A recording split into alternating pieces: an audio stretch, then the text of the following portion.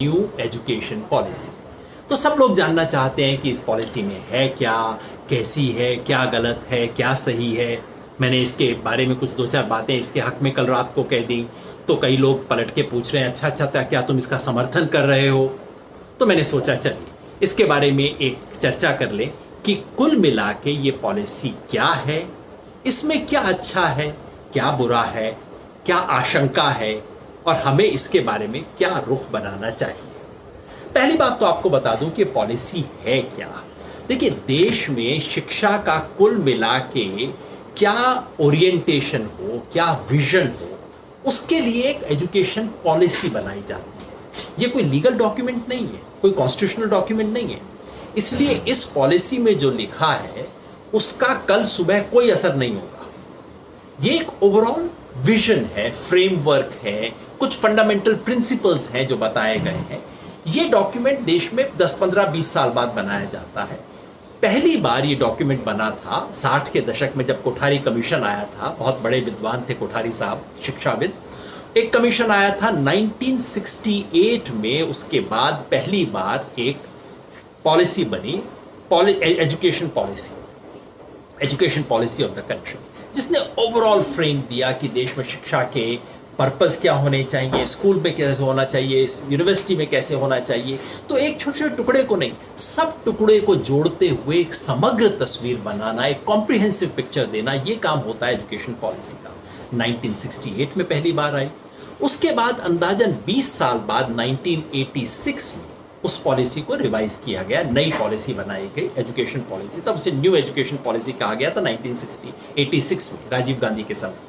फिर 92 में उसको थोड़ा रिवाइज किया गया उसी पॉलिसी को, तो दूसरी पॉलिसी का रिवाइज्ड वर्जन था। 1992 के बाद 2020 अब आई है, 28 इयर्स के बाद ये पॉलिसी आई है। जब से एनडीए सरकार आई, उन्होंने कोशिश की थी। पहले जब स्मृति ईरानी जी मंत्री थी, उन्होंने एक समिति बनाई थी टीआरएस सुब्रमण्यम जी के नेतृत्व में। उस समिति ने अपनी रिपोर्ट दी, शायद सरकार को पसंद नहीं आई, उस पर बात नहीं बनी। फिर उसके बाद एक दूसरी कमेटी बनी, ये कस्तूरी रंगन जी के अध्यक्षता में। उसने पिछले साल अपनी रिपोर्ट दी, 2019 में रिपोर्ट पे चर्चा हुई। और उसके बाद अब सरकार ने 2020 में इस रिपोर्ट के आधार पे, वो बहुत लंबी रिपोर्ट थी, कोई 480 पेज की रिपोर्ट थी न्यू एजुकेशन पॉलिसी के बारे में, उसका कपड़ा छान निचोड़ लेके 60 पेज की एक समरी बनाई है, जो कि जिसे सरकार ने कल नई एजुकेशन पॉलिसी की तरह रिलीज किया है। संयोग से जब ये रिपोर्ट आई थी, ड्राफ्ट रिपोर्ट आई थी, तब मैंने इसके बारे में लेख लिखा था। तब मैंने इसके बारे में तब भी चर्चा हुई थी, चर्चा में हिस्सा लिया था। और अब ये जो 60 पेज का दस्तावेज है, उसे ध्यान से मैंने पढ़ा है। उसके आधार पे आपको बता रहा हूं कि न्यू एजुकेशन पॉलिसी में क्या है, क्या अच्छा है, क्या बुरा है। मेरा हमेशा आग्रह रहता है कि किसी भी पॉलिसी को देखते वक्त, किसी भी विषय पे अपनी बात बनाते वक्त, हम केवल और केवल ये ध्यान ना दें कि किस सरकार का है, मैं इसके पक्ष में हूं या विपक्ष में हूं। हमारे देश में दरअसल विपक्ष का मतलब केवल विरोध हो गया। अच्छा, मोदी सरकार ने बताया इसका विरोध करना है, मेरी पसंद की सरकार ने बताया समर्थन करना है। हमारे देश में ये हो गया ऑपोजिशन का मतलब। मैं इसको कभी नहीं मानता। मुझे लगता है कि हमेशा हमें वस्तुपरक तरीके से उसको देखें, उसके बारे में कहें। इसलिए जब ड्राफ्ट आया था इस पॉलिसी का 1 साल पहले, तो मैंने कई दोस्तों को हैरान करते हुए लिखा था कि दरअसल ये ठीक ठाक ड्राफ्ट है, अच्छी है, अगर इस आधार पर सरकार नीति बना लेती है तो कोई बुरी बात नहीं। अब जब ड्राफ्ट आ गया है तो क्या स्थिति है, वो मैं आपको अगले 10-12 मिनट में बताऊंगा। इस न्यू एजुकेशन पॉलिसी का सार क्या है, क्या अच्छा, क्या बुरा, क्या होगा। पहली बात मैंने आपको कही, याद रखिए, ये खाली एक एजुकेशन फ्रेम है। इसके आधार पे कानून जब बनेगा तब बनेगा, जब कानून बनेगा तब लागू होगा, रेगुलेशन चेंज होंगे तब लागू होगा, बजट आएगा तब पैसा मिलेगा। अभी से इसके आधार पे कोई आप निष्कर्ष ना निकालिए। पुराना इतिहास दुर्भाग्यवश इस देश में ये रहा है कि एजुकेशन पॉलिसी आती है, उसके बाद सरकार अपने मनमाने तरीके से उसके जो हिस्से को लागू करना चाहती हैं कर देती हैं, जिसको लागू नहीं करना चाहती नहीं करती, क्योंकि एजुकेशन पॉलिसी की कोई लीगल स्टेटस नहीं है, कोई लीगल सैंक्शन इसकी नहीं है। सरकार चाहे तो अगले 10 साल तक इस डॉक्यूमेंट को ड्रॉर के अंदर डाल के रख सकती है, इसमें कुछ ना करे। आप और मैं कुछ नहीं कर सकते, क्योंकि ये कानून नहीं है, रेगुलेशन नहीं है, रूल नहीं है, नोटिफाइड नहीं है, ये बजट का आइटम नहीं है। जब बीजेपी ऐसा कोई एजुकेशन पे डॉक्यूमेंट लाती है तो हम सबके मन में क्या क्या डर होते हैं, कम से कम मेरे मन में डर होता है। डर क्या होते हैं? नंबर एक कि भाई ये सेकुलराइजेशन करेंगे, भगवाकरण जिसको कहते हैं, कि ले दे के सारी चीज़ों को एक रिलीजन, ये जो हिंदुत्व जिसको कहा जाता है जिस पॉलिटिकल लैंग्वेज में, इंडोक्ट्रिनेशन करेंगे, या कि बहुत ही घटिया तरह की चीज़ों को पेश करेंगे, अंधविश्वास पे लेंगे। इस तरह का डर कई लोगों के मन में रहता है, मेरे मन में भी था, क्योंकि बीजेपी सरकारों ने कुछ जगह पे किया था। वो नहीं है, उस तरह का रंग नहीं है। इसमें कुछ छोटी छोटी चीज़ें हैं, जैसे सेकुलरिज्म शब्द के इस्तेमाल से बड़ा परहेज किया है, बच बच के चले हैं, बीच बीच में भारतीय संस्कृति की 5-10 बार बात कर देते हैं, जो अच्छी बात है, उसमें कोई बुरा नहीं। दूसरा मेरे मन में डर क्या था? दूसरा डर ये रहता है कि ऐसा होने पर जो राज्य की भूमिका है वो कम हो जाएगी और इसमें केवल प्राइवेट सेक्टर और कमर्शियलाइजेशन, ये सब चीज़ें ज़्यादा हो जाएंगी। उसका डर था, उसका डर है, क्योंकि कमर्शलाइजेशन की बात को ठीक से एड्रेस नहीं किया गया है, लेकिन मैं उसके ऊपर आऊंगा। लेकिन कम से कम सीधे तौर पे ये नहीं कहा गया है इस पॉलिसी के अंदर कि स्टेट विड्रॉ करना शुरू कर दे, स्टेट रिट्रीट कर दे, बल्कि इसकी पॉलिसी में कहा गया है कि और ज़्यादा पैसा सरकार को खर्च करना चाहिए, सरकार के इंटरवीन किए बिना स्कूल नहीं चल सकते। इन सब बातों को स्वीकार किया गया है, जो अच्छी बात है। तीसरा जो डर था वो ये है कि ये आते ही क्या एजुकेशन का स्कोप बहुत नैरो तो नहीं हो जाएगा कि बस चुपचाप से अपनी टेक्निकल एजुकेशन लो, इंजीनियर बनाओ, ये लो, नौकरी लो, और शिक्षा का जो क्रिटिकल थिंकिंग, सोचना, लिबरल जो एस्पेक्ट शिक्षा का होना चाहिए, एक बेहतर इंसान बनाना जो शिक्षा का उद्देश्य होना चाहिए, वो सब हट जाएगा। कम से कम कागज पे वैसा भी नहीं। कागज पे उन सब बातों को कहा गया है। अब ये बात अलग है कि ये कहना कि क्रिटिकल थिंकिंग बनाओ और दूसरी तरफ आप काम बिल्कुल उल्टे कर रहे हो, वो एक अलग चीज़ है, मैं उसको थोड़ी देर में आऊँगा। तो जो पहली मेरी शंका थी, जो बड़ी शंकाएं थी, कम से कम वैसा डॉक्यूमेंट नहीं है, यानी कि जो बिल्कुल भगवा स्टाइल के अंदर आरएसएस की आइडियोलॉजी को इम्प्लीमेंट करने के लिए जैसा डॉक्यूमेंट बन सकता था वैसा नहीं है, और अच्छी बात है।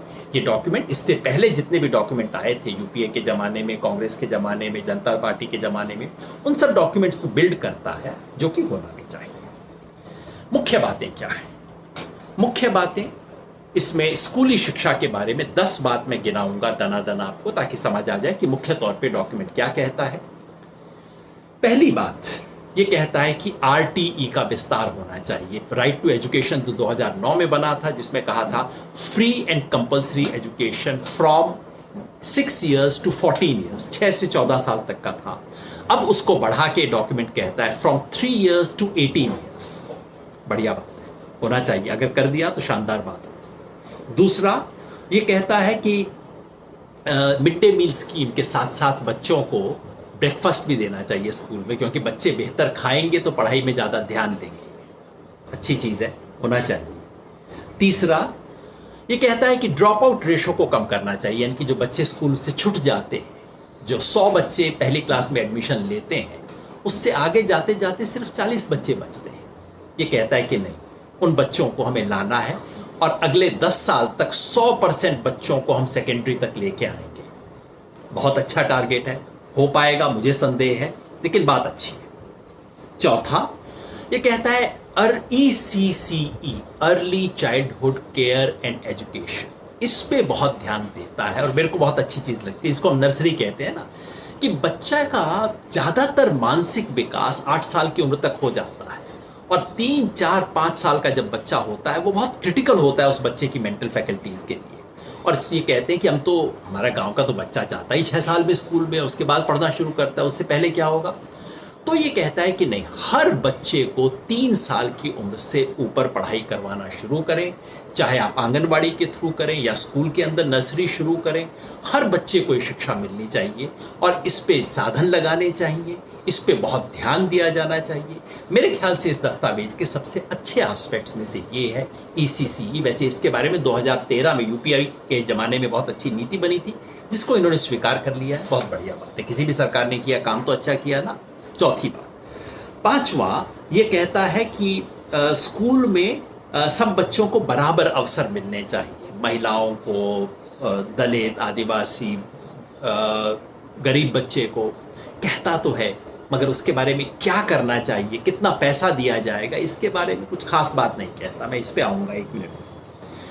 छठी बात कहता है स्कूल कॉम्प्लेक्सेस। आजकल इतने छोटे छोटे स्कूल हो गए हैं कि एक स्कूल के लिए अपना म्यूजिक टीचर रखना, अपना फिजिकल ट्रेनिंग का टीचर रखना, अपनी लाइब्रेरी रखना संभव नहीं। तो कुछ स्कूलों को उसके साथ के सेकेंडरी स्कूल से जोड़ के स्कूलों को पूल करके, स्कूल को फिजिकली पूल नहीं किया जाएगा, स्कूल अलग अलग जगह रहेंगे, बच्चे अलग अलग जगह जाएंगे, लेकिन कुछ फैसिलिटी स्कूलों को मिला के दे दी जाए ताकि हर स्कूल के पास आए। अच्छा विचार है मेरे ख्याल से। ज़्यादातर लोग, मेरे दोस्त सहमत नहीं है, लेकिन मेरे विचार से यह आइडिया बुरा नहीं है। सातवीं बात, नहीं सॉरी शायद आठवीं है ये, कहते हैं कि टीचर की रिक्रूटमेंट के अंदर उन्हें फेयर रिक्रूटमेंट की जानी चाहिए। पैरा टीचर्स जो रिक्रूट हो रहे हैं, ऐसे टीचर 5,000 तनख्वाह देके सरकार रिक्रूट कर लेती है, शिक्षा मित्र किसी को बोल देते हैं, कुछ और नाम बोल देते हैं, ये व्यवस्था बंद होनी चाहिए। बहुत बढ़िया बात। ये इससे पहले JS वर्मा कमेटी कह चुकी है शिक्षा के बारे में। अच्छा विचार है, सरकार के डॉक्यूमेंट में आया है, मैं इसका समर्थन करता हूं। ये शिक्षा मित्र वगैरह के नाम से बंद कीजिए, गेस्ट टीचर ये वो सब बंद कीजिए, प्रॉपर नौकरी दीजिए। अगर शिक्षक को अपनी नौकरी की परमानेंस नहीं होगी, बेचारा पढ़ाएगा कैसे? और सिर्फ पैसा बचाने के लिए शिक्षक की तनख्वाह काटना और उसको कॉन्ट्रेक्चुअल और इस तरह की नौकरी देना गलत सिस्टम है। नौवीं बात कहता है कि शिक्षा में डायरेक्टरेट ऑफ एजुकेशन का जो साम्राज्य है वो खत्म करके बोर्ड अलग हो, सरकारी स्कूलों की फंडिंग कोई और करे और स्कूलों के रेगुलेशन का काम कोई और एजेंसी करे। विचार बुरा नहीं है। और आखिरी बात ये कहता है मीडियम ऑफ इंस्ट्रक्शन, जिसके बारे में बहुत बहस हो रही है। क्या कहता है कि बच्चे को पहली 5 क्लास में अपनी मातृभाषा या घर में जो भाषा बोली जाती है उसके आधार पर शिक्षा दी जानी चाहिए। बड़ा बवाल मच रहा है, अभी मैं एक टीवी शो इसके ऊपर करके आ रहा हूं। मजे की बात यह कि इसमें कुछ भी नया नहीं। देश की हर पॉलिसी ने यह बात कही है, पिछले 50 साल से पिछली दोनों नीतियों ने भी एग्जैक्टली यही कहा था। और इसके अलावा 3 लैंग्वेज फॉर्मूला कहा है, जो फिर देश की पिछले 50 साल से पॉलिसी है। पता नहीं बवाल क्यों है। बवाल इसलिए है कि सब लोगों को लगता है इंग्लिश मीडियम, मेरा बच्चा इंग्लिश मीडियम में पढ़ा नहीं तो पता नहीं क्या हो जाएगा। और एक पढ़े लिखे लोग भी इस देश में 2 चीज़ों में अंतर नहीं कर पाते। इंग्लिश लर्न करना और इंग्लिश मीडियम में लर्न करना 2 बिल्कुल अलग चीज़ें हैं। इंग्लिश लर्न करना जरूरी है, हर बच्चे को मिलना चाहिए। इंग्लिश मीडियम में लर्न करना बिल्कुल बेवकूफ़ी की बात है, क्योंकि ये जो इंग्लिश मीडियम स्कूल कोकर मुत्ते की तरह हर गांव में आ रहे हैं, हर शहर में, हर बस्ती में आ रहे हैं, ना तो बच्चे को इंग्लिश आती है, न पेरेंट्स को इंग्लिश आती है, ना ही टीचर को इंग्लिश आती है। काहे का स्कूल है भाई? हाँ, तो एजुकेशन नहीं हो सकती। इसलिए ये कहना बिल्कुल सही है, इसमें कोई नई बात नहीं है। वैसे ये भी बता दूं, होगा नहीं। इस देश के किसी प्रधानमंत्री में, किसी सरकार में हिम्मत नहीं है कि वो इंग्लिश मीडियम स्कूल चलाने वालों की जो ठेकेदारी है उसका विरोध कर सके। होगा नहीं। आप ना तो आशा बांधे, ना आप चिंता करें, किसी की हिम्मत नहीं इस देश में काम करने। हायर एजुकेशन के बारे में क्या कहती है नीति? हायर एजुकेशन में कहती है कि ये जो सिंगल डिसिप्लिन यूनिवर्सिटीज बन रही हैं, यानी कि क्या करते हैं, किसी के पास पैसा आ जाता है, dental college, medical college, engineering college, management, 4 को इकट्ठा करके एक प्राइवेट यूनिवर्सिटी बना देता है। ये पॉलिसी कहती है नहीं, ये बिल्कुल गलत सिस्टम है। मल्टी डिसिप्लिनरी यूनिवर्सिटीज होनी चाहिए। मेरे विचार से बहुत अच्छी रिकमेंडेशन है। बंद करने की हिम्मत इस देश में किसी की नहीं होगी, वो एक अलग बात है। दूसरा, वो कहते हैं लिबरल एजुकेशन। IIT जो बच्चे इंजीनियरिंग कर रहे हैं उनको भी सोशियोलॉजी पढ़ाइए, हिस्ट्री पढ़ाइए, लिटरेचर पढ़ाइए, जैसा दुनिया में हर जगह होता है। सिर्फ हमारे यहाँ है कि इंजीनियर को कुछ नहीं पढ़ाया जाता इंजीनियरिंग के सिवा। आप सब विषय पढ़ाइए। अच्छी रिकमेंडेशन ये इसके बारे में इन्होंने की है। हायर एजुकेशन के बारे में ये कहा है कि UGC नामक जो संस्था है जो सब कुछ करती है, मैं भी उसका मेंबर था, वही आपकी यूनिवर्सिटी को ग्रांट भी देती है, वही आपकी एकेडमिक चीज़ों को एक्रेडिटेशन भी करती है, वही आपकी क्वालिटी भी सेट करती है, वही आपका करिकुलम भी बताती है। ये सब काम अलग अलग संस्थाओं को दिए जाए, मेरे विचार से एक अच्छी चीज़ है। ये यशपाल कमेटी ने कहा था, काफ़ी साल पहले कहा था, अच्छा सुझाव है, इसको मान लेना चाहिए। मतलब कुल मिलाकर अच्छा, आखिर 2 बातें और ये कहती है कि शिक्षा के अंदर, इस शिक्षा के रेगुलेशन के अंदर एक कमेटी बननी चाहिए, राष्ट्रीय शिक्षा आयोग, देश भर के हर राज्यों का एक एक रिप्रेजेंटेटिव हो, 30 बड़े शिक्षाविद हों और देश का शिक्षा मंत्री जो है उसका अध्यक्ष हो। पहले ड्राफ्ट में प्रधानमंत्री को बनाया था जिसका हमने विरोध किया था, अब शिक्षा मंत्री के नेतृत्व में है, ठीक है, लेकिन मेरे ख्याल से बहुत अच्छा नहीं है। अच्छा तब रहता अगर जीएसटी काउंसिल की तरह इसमें भी तमाम राज्यों के शिक्षा मंत्रियों को भी लेते और उनकी कंसेंसस वाली कमेटी बनती तो अच्छा होता। तो ये सुझाव है। और आखिरी सुझाव है शिक्षा के बारे में पैसे का। ये कमेटी कहती है कि कम से कम 6% जीडीपी का 6% देना चाहिए। फिलहाल 4 साढ़े 4 के बीच में हम झूलते रहते हैं, 6% देना चाहिए। ये कहती है कि सरकार के खर्चे का कम से कम 20% शिक्षा पे लगाना चाहिए। आजकल 10, 12, 15 पे हम बोलते रहते हैं। तो ये सुझाव अच्छे हैं बशर्ते कि लागू। अब आप कहेंगे योगेंद्र जी तो अच्छी बातें आप गिना रहे हैं। बात सच है, इसमें काफी बातें बहुत अच्छी हैं, नीति में लिखी हुई अच्छी बातें हैं और अच्छी बातें हैं तो मैं क्यों उसको गलत बताऊं भाई? क्या कोई संदेह है? हाँ, मेरे मन में 3-4 संदेह हैं। पहला संदेह ये है कि आरटीई को इसमें डाइल्यूट किया जा रहा है। डाइल्यूट इस तरह से आरटीई को अमेंड किया जा रहा है जाएगा और इसमें जो सुझाव है उससे लगता है कि 2009 में जो आरटीई के लिए स्टैंडर्ड सेट किए गए थे कि हर स्कूल में कम से कम इतना स्पेस होना चाहिए, क्लासरूम ऐसे होने चाहिए, ये सुविधाएं होनी चाहिए, इसको डाइल्यूट किया जाएगा। इसके बारे में भी डर है कि ये जो 25% सीट ईडब्ल्यूएस के लिए रिजर्व की गई थी उसके बारे में चुप्पी है। ड्राफ्ट तो इसके बारे में कहता था कुछ गड़बड़ है, अब चुप्पी साध ली गई है, मतलब ले दे के इसको हटाने की तैयारी हो रही है, ऐसा मेरा संदेह, जिसके बारे में अलर्ट होने की जरूरत है। तीसरा, शिक्षा में जो असमानताएं हैं, जो गरीब बच्चे पढ़ रहे हैं, जो ऐसे समुदाय से आ रहे हैं, पहली बार आ रहे हैं, जिनके घर में कभी शिक्षा नहीं है, जिनको साधन की जरूरत है, उन बच्चों के लिए व्यवस्था के बारे में 2-4 पैराग्राफ तो लिख दिए गए हैं लेकिन उसमें है कुछ नहीं। तो जो गरीब मार्जिनल सेक्शंस के दलित, आदिवासी, महिलाएं, सब पिछड़े समाज के जो लोग हैं उसके लिए इस डॉक्यूमेंट में बहुत कोई चिंता और दर्द दिखाई नहीं दिया मुझे। और चौथी बात, शिक्षा का जो कमर्शियलाइजेशन हो रहा है उसके बारे में हम लोगों के शोर मचाने के बाद एक पैरा तो डाल दिया गया है, लेकिन दरअसल कमर्शियलाइजेशन को रोकने की कोई व्यवस्था नहीं है।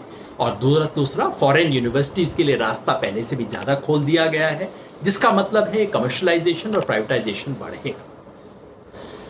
पॉजिटिव, नेगेटिव, कुल मिला के क्या होने वाला है, मैं उसी बात पे आता हूं जहां से मैंने शुरू किया था। आमतौर पे शिक्षा नीति बहुत सुंदर बातें कहती है, लेकिन व्यवहार में जो नीति पालन की जाती है उसका इस शिक्षा नीति से कोई संबंध नहीं। यही मुझे डर है। मुझे डर ये है कि ले दे के सरकार काम सिर्फ 3-4 करेगी। इसकी 3-4 बातें हैं जो हाथी के दांत खाने के और दिखाने के और, दिखाने के बड़े सुंदर हैं, खाने के सिर्फ 4-5 हैं। मुझे लगता है कि सरकार ले दे के 5-6 चीजों पे एम्फेसिस देगी। एक तो अर्ली चाइल्डहुड केयर के लिए पैसा दिया जाएगा जो अच्छी चीज है। दूसरा, बच्चों की लिटरेसी बढ़ाने का एक स्पेशल प्रोग्राम चलेगा जो कि बढ़िया चीज है। तीसरा, स्कूल कॉम्प्लेक्सेस, जिसके बारे में 2 विचार हैं, कहीं पैसा बचाने के लिए तो नहीं किया जा रहा। चौथा, टीचर एजुकेशन के अंदर कुछ किया जाएगा, ऐसा मुझे लगता है, जो फिर पॉजिटिव है। पांचवा, कॉलेज यूनिवर्सिटी को रिवैम्प करने के बारे में कुछ किया जाएगा जो कि अभी नहीं लगता कि कुछ खास होगा। तो ले दे कि ये 4-5 चीजें होंगी, बाकी चीजें नहीं होंगी। मीडियम ऑफ इंस्ट्रक्शन के बारे में जितनी भी बहस हो ले, आप भी यही हैं, मैं भी यही हूं, कोई अंग्रेजी मीडियम स्कूल हटाने की किसी की हिम्मत नहीं होगी। प्राइवेट यूनिवर्सिटीज, ये दुकानें जो चल रही हैं बीएड की, इनको हटाने की किसी की हिम्मत नहीं होगी, ऐसे ही चलता आ जाएगा। और अच्छी नीति आ जाएगी, अच्छे शब्द आ जाएंगे। एक तरफ क्रिटिकल थिंकिंग जैसा शब्द इस्तेमाल किया जाता है, दूसरी तरफ लोगों को डरा के चुप किया जाता है। एक तरफ इंस्टीट्यूशनल ऑटोनॉमी की वकालत होती है, दूसरी तरफ यूनिवर्सिटी के अंदर आप सेमिनार भी करेंगे या नहीं उसके लिए वाइस चांसलर से परमिशन लेनी होती है। एक तरफ साइंटिफिक टेम्पर की वकालत की जाती है और मंत्री जिस तरह का भाषण देते हैं उससे क्या होता है। तो शिक्षा नीति के शब्द अच्छे हैं, बशर्ते इसे वास्तव में लागू किया जाए, बशर्ते इसकी भावना को सरकार अपने मन में अंदर लेके आए, बशर्ते इसके आधार पे काम हो। काम पे ध्यान दीजिएगा, शब्दों पे नहीं। देखिएगा आरटीई एक्ट एक्चुअली अमेंड होता है कि नहीं, 3 से 18 साल तक एक्चुअली दिया जाता है कि नहीं, बजट एक्चुअली इंक्रीज होता है कि नहीं, गरीब बच्चों के लिए स्कॉलरशिप एक्चुअली बढ़ते हैं या नहीं। तब सच्चा मूल्यांकन होगा। धन्यवाद।